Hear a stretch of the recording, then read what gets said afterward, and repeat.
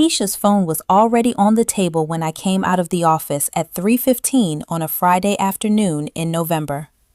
The screen facing up, the account open, and Keisha standing with her hands in her pockets in the specific posture of someone who is waiting to be read rather than waiting to present something. I looked at the phone. I picked it up. The account was called Houston Eats _real, which was the kind of name that announced its own seriousness in the way that things which were not serious sometimes announce theirs, through overstatement, through the insistence on authenticity built into the name itself, as though the word real was a defense against the possibility of being otherwise. The profile photograph was a man in his late 20s with the specific presentation of someone who had studied how to look like they belonged in professional food media without having arrived there through the routes that used to lead there, which was a look I had learned to identify over the years as the social media version of the difference between earned authority and performed authority. He had a ring light in his eyes, which told me the photograph had been taken with care, which told me the performance was intentional and consistent. The account had 14,000 followers. This was not a large audience by the standard of the major food influencers in Houston, several of whom had hundreds of thousands.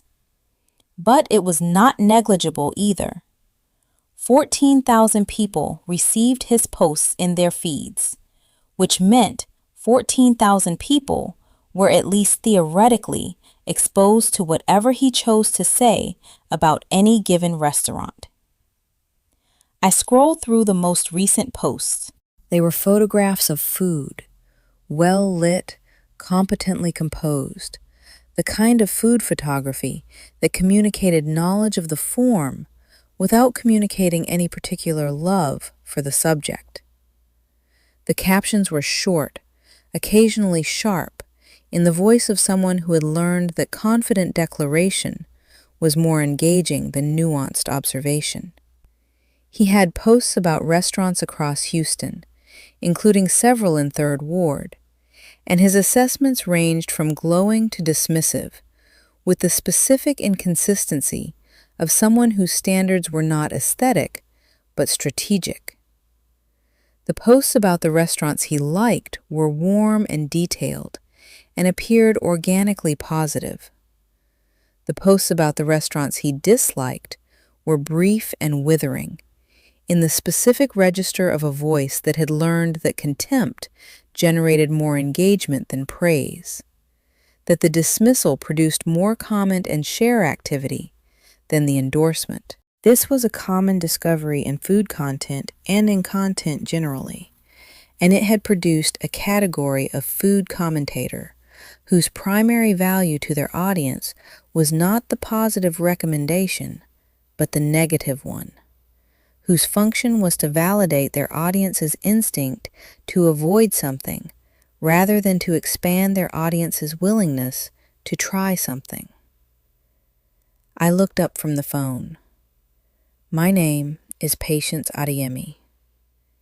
It was November, a month after the council vote, 3 months after the hurricane, almost a year after the December dinner with Emeka Obi, and I had been running a restaurant in Third Ward, Houston, for 22 years and 4 months. In those 22 years and 4 months, I had encountered a variety of people who had, for various reasons and with various methods, tried to take things from me or to damage things that were mine. I had encountered a man who tried to sell my building without having the authority to do so. A cook who had taken my recipes and claimed my history. A development company that had filed a false health complaint. A social media account that had made false allegations against my staff. A city councilman who had advanced a rezoning proposal without adequately consulting the people it would affect. In all of these cases, I had responded with the same basic approach, which was to understand the situation fully before responding to any part of it, to gather the information that was available, to consult the people whose expertise was relevant, and to act from the position of someone who knew exactly what they had and what they were doing with it. I had not previously encountered a food blogger who was offering to write a positive review in exchange for a payment. This was, technically, a different kind of situation from the others. It was smaller in scale. It did not threaten the building or the recipes or the staff's reputation or the rezoning of the corridor. What it threatened was the much smaller and more specific thing of my restaurant's online reputation, which in a world where digital recommendation had become one of the primary channels through which new customers found restaurants, was not a trivial thing, but was also not the existential threat that a development company's acquisition campaign represented. It was also, very specifically, extortion, which was the kind of thing that had an exact legal definition and a specific body of law attached to it, and that Yvonne Price would be very interested to hear about. "Tell me everything," I said, "from the beginning, every detail." Keisha sat down across from me at the table nearest the kitchen. Not booth number 4. That was where I brought the honest thinking, the alone thinking, and this was not that kind of conversation, yet. This was the reporting conversation, the one where I needed to receive what she had to tell me before I could know what I thought about it. She told me. The account had appeared in her awareness about 6 weeks ago, when one of the other prep cooks had mentioned it in the break room. The Houston Eats_real account had recently posted about a restaurant in Midtown that the prep cook had been to, and the post had been, in the prep cook's words, completely unfair. The photograph was badly lit, and the caption had described service issues that the prep cook had not experienced. The prep cook had thought this was interesting and had mentioned it to Keisha, who had looked at the account and had noted its existence and had not thought much further about it until last week. Last week, the account had posted about Patience's table. Not a full review, a mention. A brief post that included a photograph of the exterior of the restaurant and a caption that said, "I've been hearing things about Patience's table in 3rd Ward. Been here a few times. I have thoughts. Stay tuned." The photograph had been taken from the street, which meant the account owner had been outside the restaurant at some point, possibly during the vote gathering, possibly during the hurricane preparation period, possibly at some entirely ordinary time when he had happened to walk past. The photograph itself was neutral, showing the sign and the front of the building in reasonable light. The caption was not a review. It was a threat of a review. Keisha had seen this post when it went up because she followed the account after the prep cook's mention. She had watched the engagement on the post, the comments, which were a mixture of people expressing interest in hearing his thoughts, and people who had eaten at Patience's table, defending the restaurant before any specific criticism had been made. The preemptive defense that social media produced when a beloved local establishment was targeted, however mildly. She had not told me about the post when she first saw it, because she had not been certain it was something that required telling. It was ambiguous. It was not yet a review. It might resolve into something neutral or positive. She had been monitoring it. Then, on Wednesday, he had come to the restaurant. He had come during the lunch service, which was the busiest hour of the day, when I was in the kitchen and Thomas was managing the floor, and the dining room was full, and the specific, controlled chaos of a fully occupied restaurant was at its height.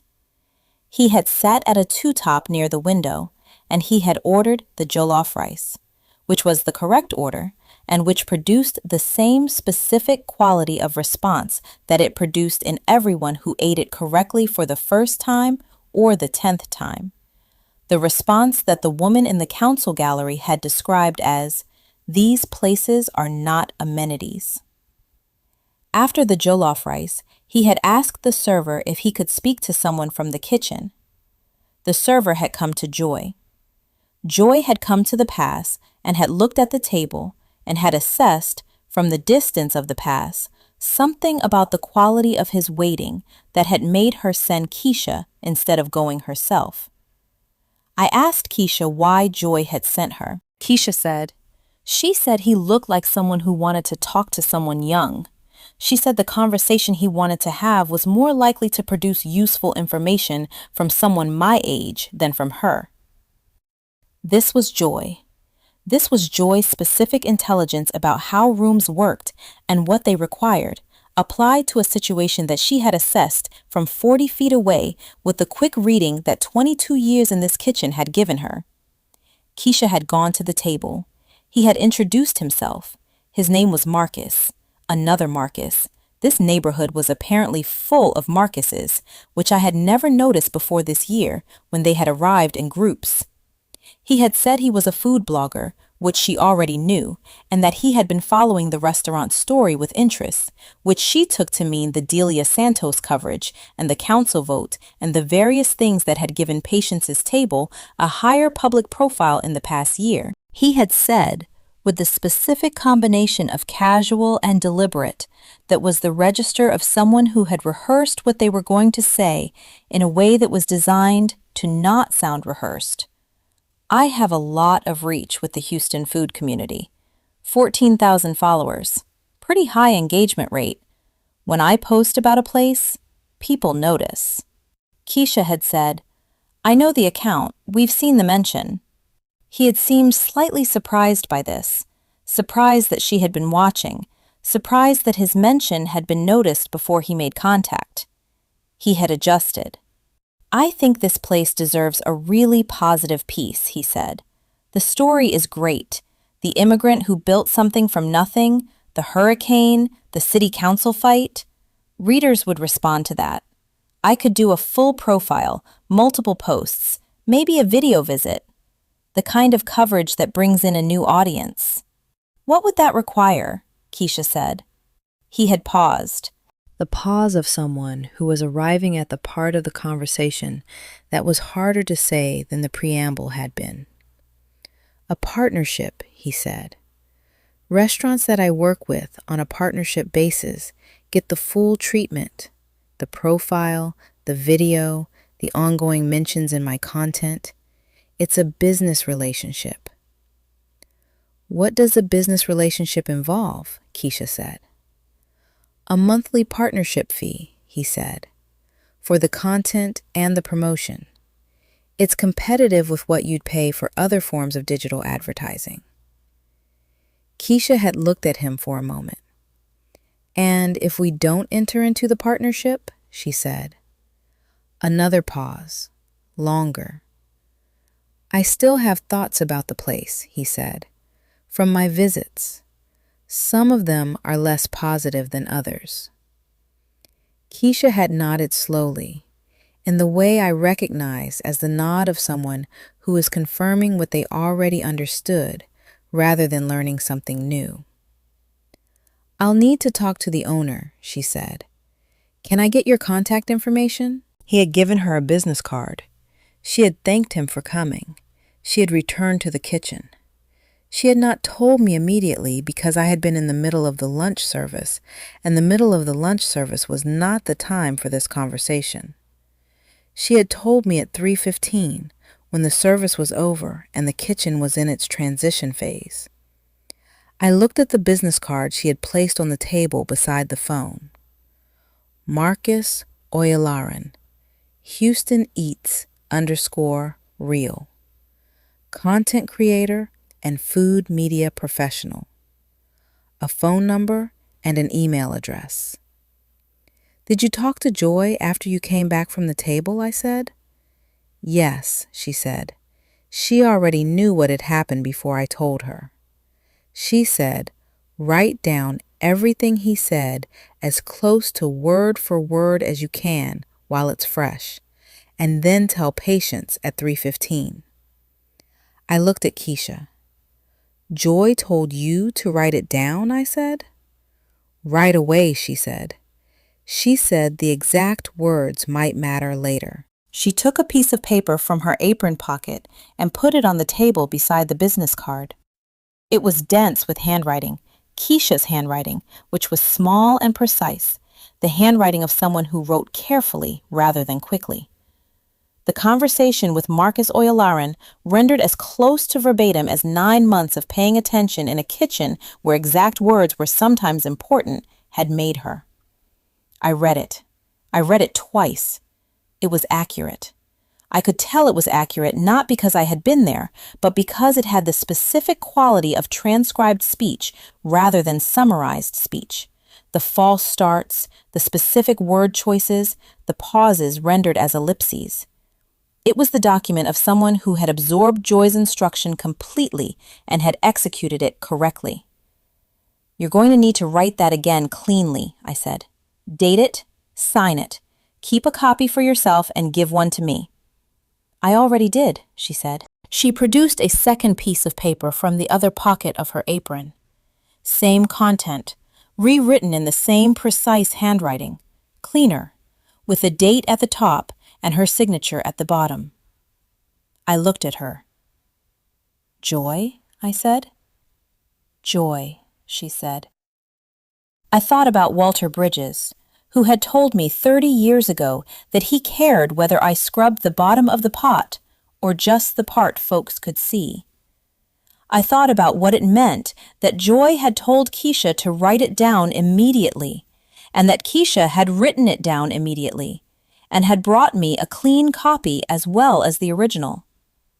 I thought about what it meant that this kitchen had produced people who responded to a difficult situation by creating documentation before being asked.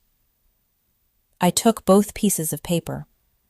I put the business card in my apron pocket. I picked up my personal phone. Stay here, I said. I went to the office. I called Joy.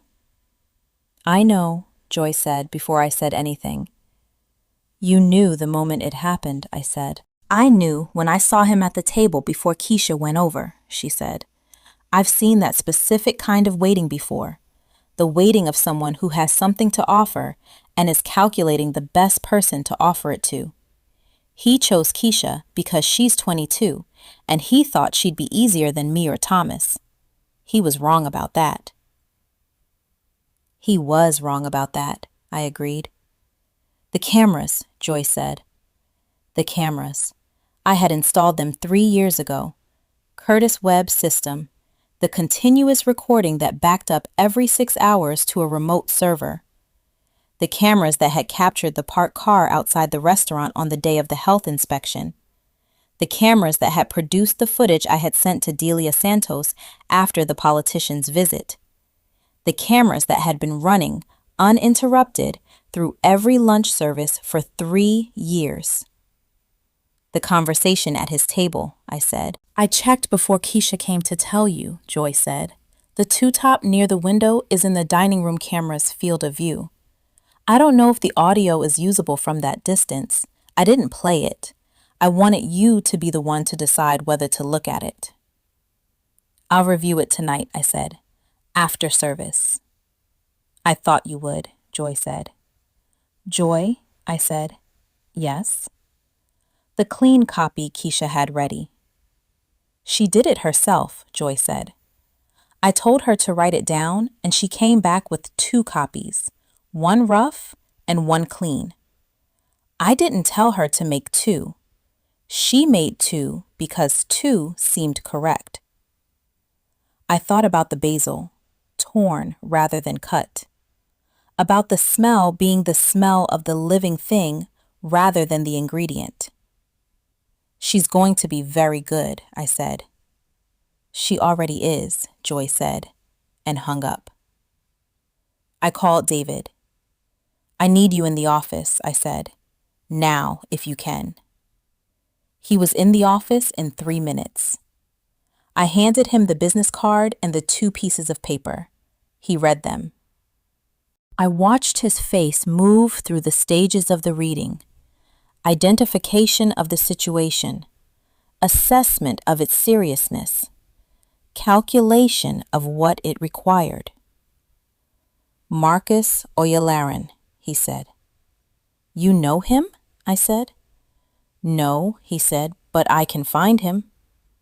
He opened his laptop. He worked for 8 minutes while I watched. He had developed, over the past 2 years, a specific facility with the kind of research that involved following the threads of publicly available information to their conclusions. The skill of constructing a picture from the fragments that a person left in their public digital presence. He had learned this, I believed, from the experience of having been the person who had not done this research when it would have mattered, who had not verified the authority he claimed to have before claiming it, and who had determined that the correct response to that failure was to become excellent at exactly the kind of verification he had failed to do. Houston Eats _real, he said. Account created 14 months ago. The engagement rate on his posts is about 3%, which for an account his size suggests about 400 active engagers out of 14,000 followers. The rest are likely a mix of inactive accounts and people who follow without regular engagement. The account was significantly smaller 8 months ago, about 3,500 followers, and grew by approximately 10,000 followers between 8 and 6 months ago, which is unusually fast organic growth and might indicate follower purchase. Follower purchase. The specific practice of buying followers, automated accounts, inactive accounts, real accounts sold by services that aggregated them, to inflate the apparent size of an audience. It was widely practiced, widely known, and widely irrelevant to most people because the number of followers was what was visible, not the quality of the engagement. If the follower count is inflated, I said, his actual reach is much smaller than 14,000. Probably closer to his authentic engaged audience of 400, David said, which is enough to matter in a small local context, but is not the reach he's implying when he says 14,000 people would see what he wrote. Can you document this? I said. I can document the growth pattern, David said. I can't prove follower purchase without access to his account analytics, which I don't have. But the growth pattern is publicly visible and is consistent with follower purchase, and that information would be relevant in a defamation context. Get me everything you can document, I said. Timeline the growth, screenshot the engagement rates, document the posts about other restaurants, specifically any that show the same pattern of implied negative coverage, followed by or replaced by sudden positive coverage. He was already working. I went back to the dining room. Keisha was still at the table where I had left her. She was doing what I had expected her to do, which was sitting with her hands in her lap and looking at the window that faced the street, in the posture of someone who was thinking rather than waiting. Come to booth number 4, I said. She came. We sat across from each other in booth number 4, which she had been in once before, in January, when I had told her about Walter Bridges and the bottom of the pot, and she had told me about basil torn rather than cut. The first time, the conversation had been about her decision to stay. This time, the conversation was about what staying meant. I put the business card and the 2 pieces of paper on the table between us. You handled this correctly, I said. She looked at the table. I didn't know if I was handling it correctly, she said. I was listening and trying to understand what was actually being said underneath what was being said. What did you understand? I said. I understood, she said, slowly. In the way she said things she was working out as she said them, rather than things she had already worked out. That he was telling me he had the power to hurt the restaurant, and that he wanted money not to use that power. And I understood that I was not the right person to respond to that, because the right response wasn't mine to give. But I was also the person in the room, so the right thing to do in the room was to not give him anything, not an agreement, not a refusal, just a request to speak to the owner.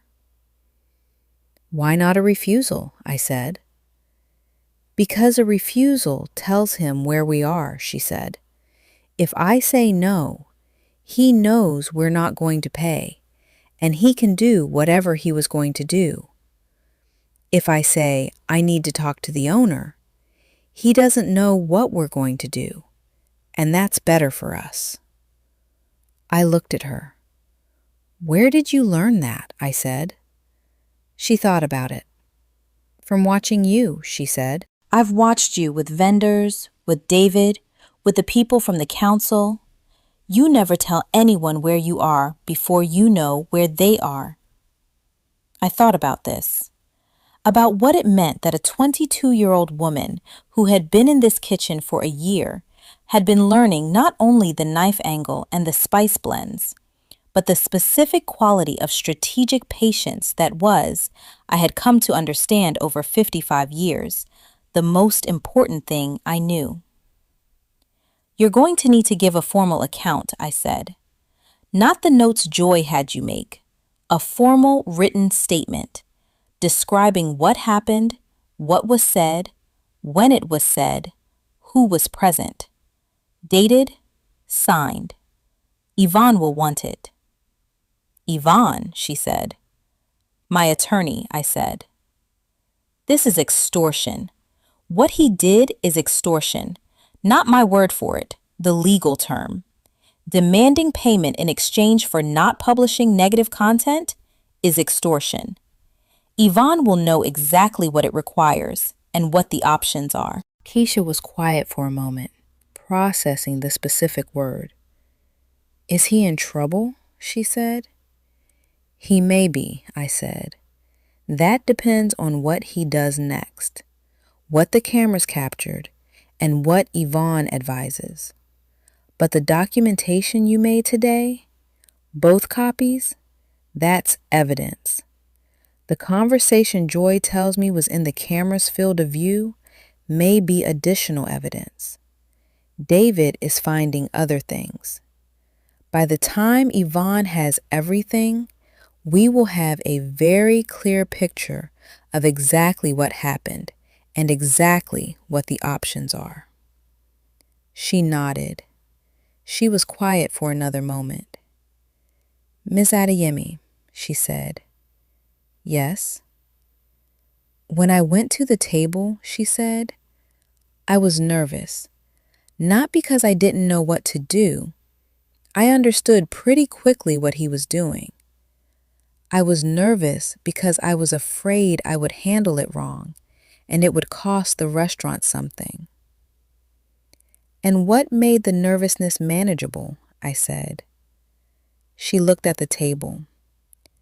I thought about what you would do, she said, not what I would do if I were trying to be you. That would have been impossible. But what the principles were. Don't give away your position. Get the information. Write it down. Tell the right person. Those are correct principles, I said. I know they're correct, she said. I've been watching them be applied for a year. I thought about Joy sending her to the table instead of going herself, about the 2 copies of the transcription, about the principles Keisha had named as though they were obvious to her. I thought about what a year in this kitchen had produced, which was not only a better knife angle and a better understanding of spice blends, but the specific way of thinking that the kitchen expressed, the attention, the preparation, the trust in the process of understanding before acting. Go write the formal statement, I said. Use the notes as reference.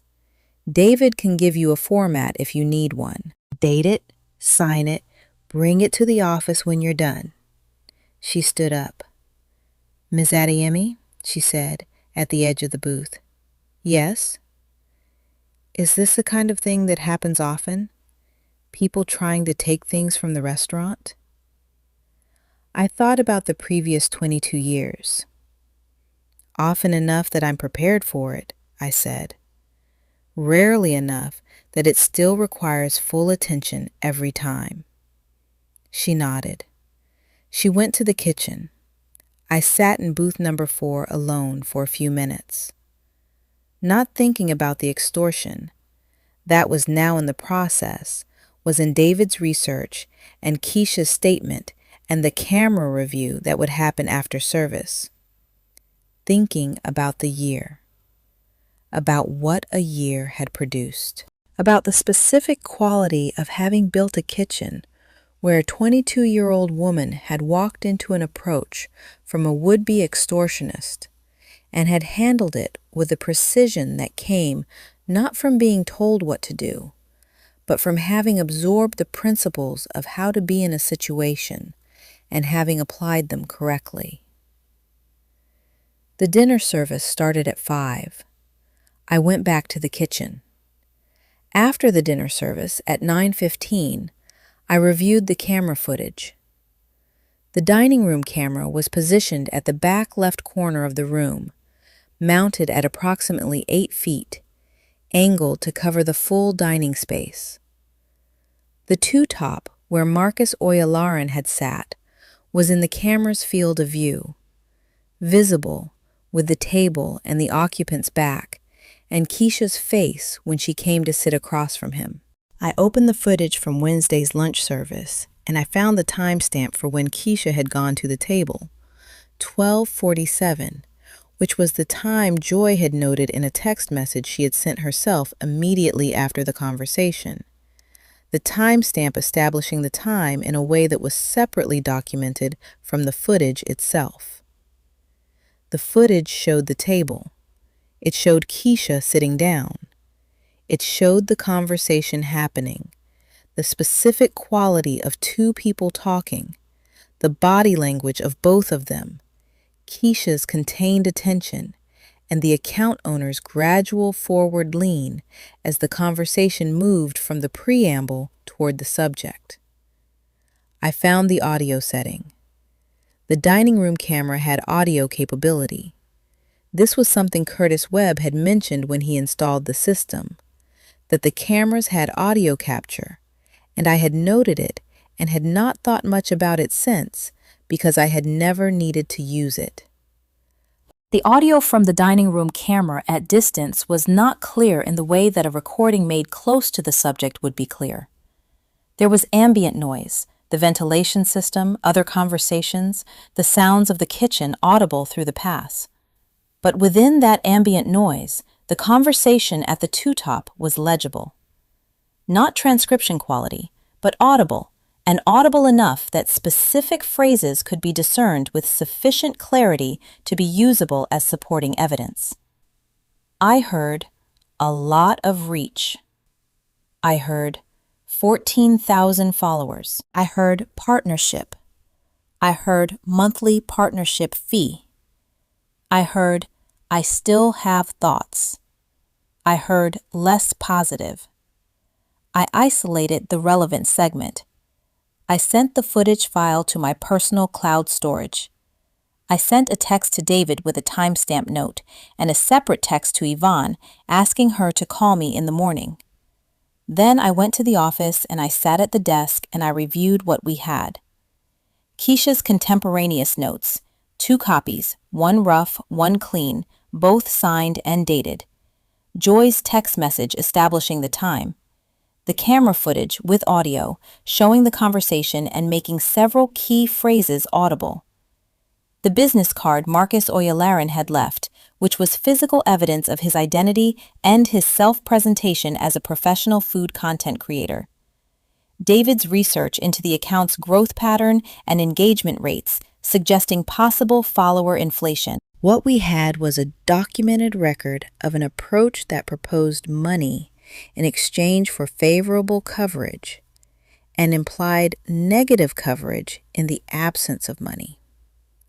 What we had was, in Yvonne's legal assessment, which I anticipated before I had it, sufficient to support a cease and desist that would be very difficult to ignore. Yvonne called me at 8 in the morning on Saturday. "Send me everything," she said, before I had said more than the summary. I sent her everything. She called back at 11. "This is useful," she said. "Very useful. I want to tell you what the options are and what I think you should do. And I want you to think about them before we decide." "Please," I said. "First option," she said, "cease and desist, sent immediately. Formal legal notice that his approach constituted an attempt at extortion, that we have documentation including contemporaneous written account, time-stamped communication, and camera footage that corroborates the account, and that any negative publication about the restaurant that follows his request for payment will be pursued as actionable. This option is direct, creates a formal record, and is likely to produce his silence. People in his position, when confronted with documentation of what they have done, typically go quiet rather than escalate." "And the second option?" I said. "The second option is to report directly to law enforcement," she said. "Extortion is a crime. What he described, demanding payment in exchange for favorable coverage and implying negative consequences in the absence of payment, meets the standard definition. You could file a complaint, which would initiate a law enforcement process." "What does the law enforcement process produce?" I said. "Potentially a criminal charge," she said. "Realistically, and I want to be honest with you here, realistically, for a first offense of this type, the likely outcome is a warning, possibly a plea to a lesser charge, possibly nothing actionable. The documentation you have is good, but the conversation was somewhat indirect. He didn't say, 'Pay me' or 'I'll write something bad.' He said, 'I have thoughts that are less positive.' That is indirect enough that a criminal prosecution would be difficult." "So the cease and desist," I said. "The cease and desist is the correct first response," she said. "It creates the legal record. It communicates that we are not a target who will be managed through implied threat. And it produces the outcome that matters most to you, which is that he does not publish something harmful about the restaurant." "What about the other restaurants he's done this to?" I said. Yvonne was quiet for a moment. "David's research," she said. "The pattern in his posts," I said. "The implied threat posts followed by sudden positive coverage for some restaurants and ongoing negative framing for others. The restaurants that received positive coverage after similar approaches may have paid. The restaurants that didn't are the ones he dismissed." "That is a theory," Yvonne said. "A well-supported theory, but a theory. To turn it into something actionable, I would need testimony from other restaurant owners who received similar approaches." "Some of them might give it," I said, "if they knew they were not alone." "Are you proposing that we reach out to them?" Yvonne said. "I'm proposing that Delia Santos might want to," I said. "If the story is not just one restaurant, but a pattern of this approach across multiple Houston restaurants, it's a different kind of story." Yvonne was quiet for a moment, that I recognized as the thinking pause. "Send me the full documentation package," she said. "I'll draft the cease and desist for your review first, and then we can decide whether and how to reach out to Delia." The cease and desist was sent on Monday morning. It went to Marcus Oyalaran's email address, the one on the business card, and to a physical address associated with his legal name that David had found through the business registration for his content creation enterprise, which he had registered as an LLC 18 months ago with a filing that included a business address. The cease and desist was 4 pages. Yvonne's work was specific in the way her work was always specific. It identified the date, time, location, and content of the conversation with precision. It referenced the camera footage and the contemporaneous written account. It described the legal definition of the offense. It stated the actions that were required: cessation of any implied or direct threat of negative coverage, no contact with any employee or agent of Patience's table, and the consequences of non-compliance. Yvonne had added one provision that I had asked for, which was a paragraph noting that the documentation of this approach had been shared with individuals who covered the Houston food and media landscape, which was not a threat of specific publication, but was an accurate statement that would communicate the landscape he was operating in. I read the final document before Yvonne sent it. I confirmed it was correct. She sent it at 9 on Monday morning.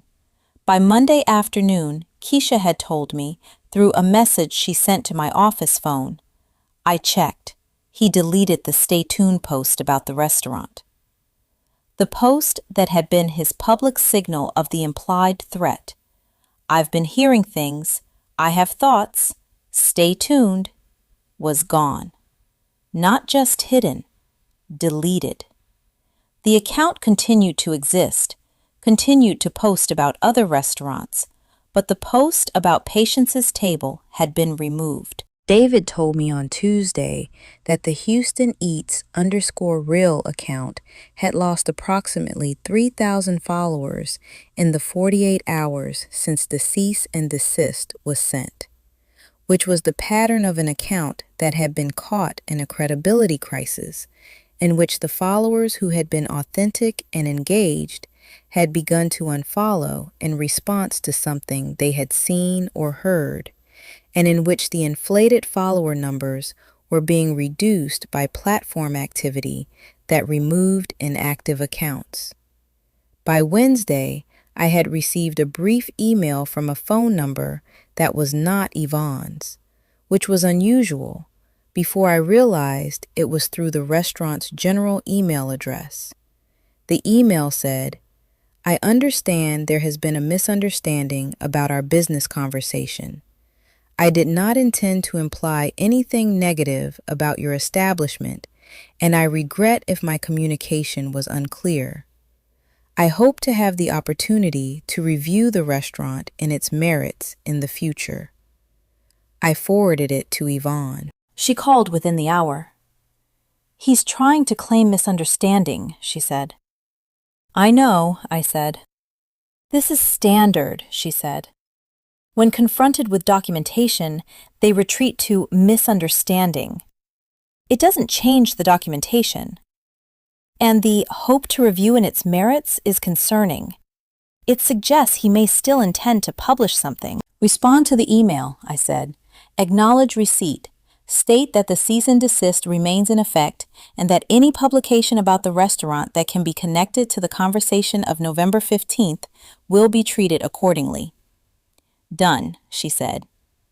He did not publish anything about Patience's table. Not that week, not the following week. I told Delia Santos about the situation. Not the details of the legal process. Those I kept within the appropriate boundaries.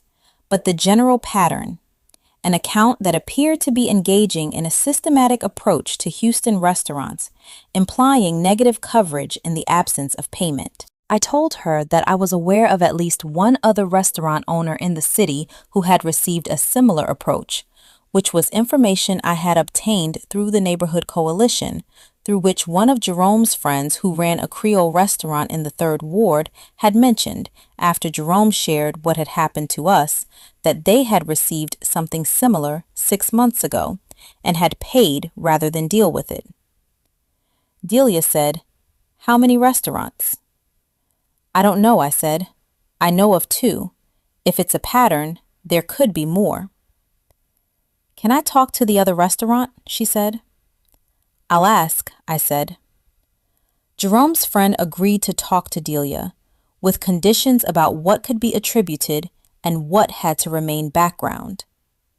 Delia found 2 more restaurants through her own reporting. The piece she published 2 weeks later described a pattern of approach to Houston restaurants, always involving implied negative coverage in exchange for payment, always from accounts with follower numbers that, on examination, showed signs of inflation. She did not name Marcus Oyalaran in the piece. The legal situation required that he not be named in a way that could be characterized as defamatory rather than documented.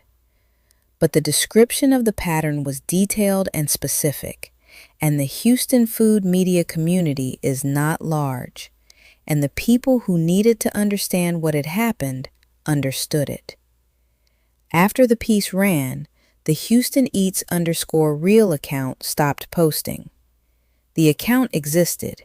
It was still there, the profile still up, the post still visible, but no new content appeared. The last post was from the week before the cease and desist. I did not know if this was permanent or temporary. I did not know if Marcus Oyalaran had simply moved on to a different account or a different approach, or if the specific documentation and the Delia Santos piece had produced a genuine exit from this particular activity. What I knew was what had happened in my restaurant. What I knew was that a 22-year-old woman had walked to a table where someone was waiting to pressure her and had handled it correctly, had written it down, had brought it to me, had sat in booth number 4 and told me that she thought about what I would do and had done it. I had called her into the kitchen the week after the piece ran, and I had told her that what she had done in those 20 minutes at the two-top near the window was in some ways the most complete expression of what this kitchen tried to be. Not a place where the correct response was prescribed in advance, but a place where the principles were clear enough that the people in it could apply them correctly to situations that had not been anticipated. She had said, with the specific quality of directness that was her most distinctive quality, "I just did what made sense." "That is exactly the correct description of what happened," I said. She went back to the prep station. Her knife was at the correct angle. Her shoulders were where they needed to be. The restaurant was open. The food was good.